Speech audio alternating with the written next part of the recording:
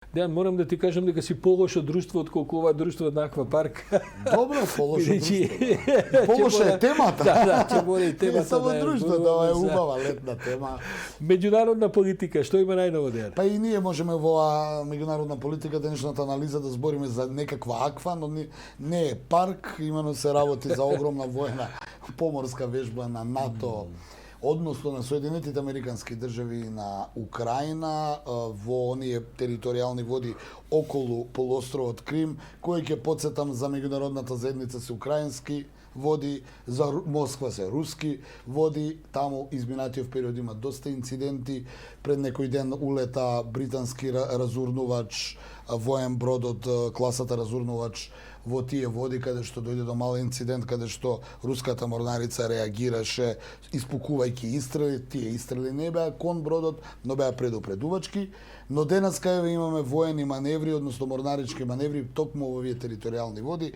Русија бараше од Вашингтон да ги суспендира овие страни, особено што Москва не отстапува од тие територијални води. Од друга страна САД и Украина и неколку земји членки на НАТО со 40 авиони, 30 борбени бродови, над 6000 војници ги почнаа тие маневри, што се подигнаа тензиите. Јас и ти разговаравме пред ова во студиото, пред да влеземе во етер, што тоа Бајден и Путин се договорија, бидејќи откако дојде нивната средба и ги дадоа оние изјави, работите помеѓу Русија и САД одат на полошо, би рекол, или има ескалација одредена, и покрај тоа што тие воени маневри можеби нема да имат директен судир, но многу малку фали кога две огромни вооружени формации се блиску да дојдат. Очигледно е дека се договорија, Бајден се договорил со Путин да му каже дека види, ние се враќаме на меѓународната сцена и ќе престанеме да толерираме работи кои што ги правевте пред да се вратиме на меѓународната сцена. Тоа значи дека Крим се третира за украинска територија,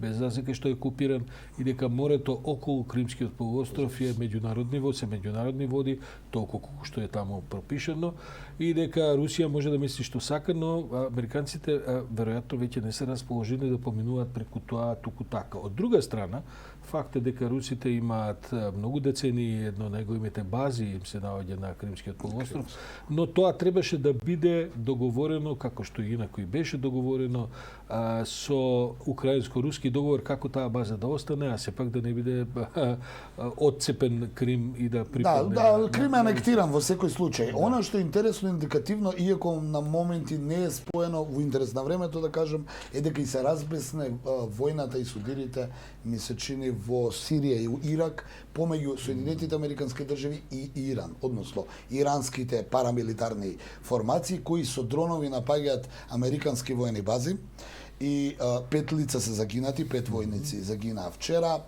Изминатата година има повеќе од 10 загинати американски војници, нешто што во светската јавност многу не е третирано, но ескалираше понеодамнешниот избор на новиот ирански претседател, кој веднаш откако дојде на власт рече дека Иран многу брзо ќе се здобие со нуклеарно оружје. Американскиот претседател Бајден вчера излезе и јавно кажа дека како претседател на САД, според вториот амандман, има право да нареди воена интервенција на одредени делови каде што смета дека се загрозени американските национални интереси и интересите на државата Израел, нареди контранапади и таму буквално без неа војна.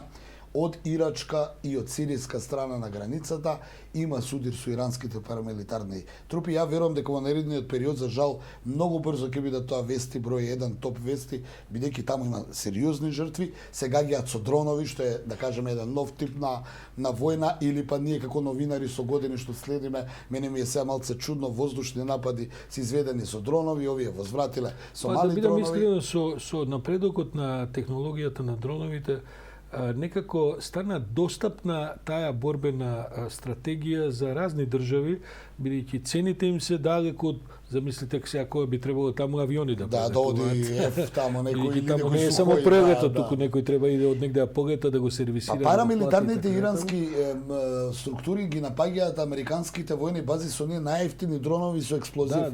Повторно ќе кажам, 5 лица загинаа само вчера, 5 американски војници. Тоа не се воопшто наивни. Тоа не е наивно, али не е наивна ни изјавата на иранскиот претседател дека Иран ќе се здобие со нуклеарно оружје. Што е право, иранскиот претседател е најрадикалната можна варијанта за избор.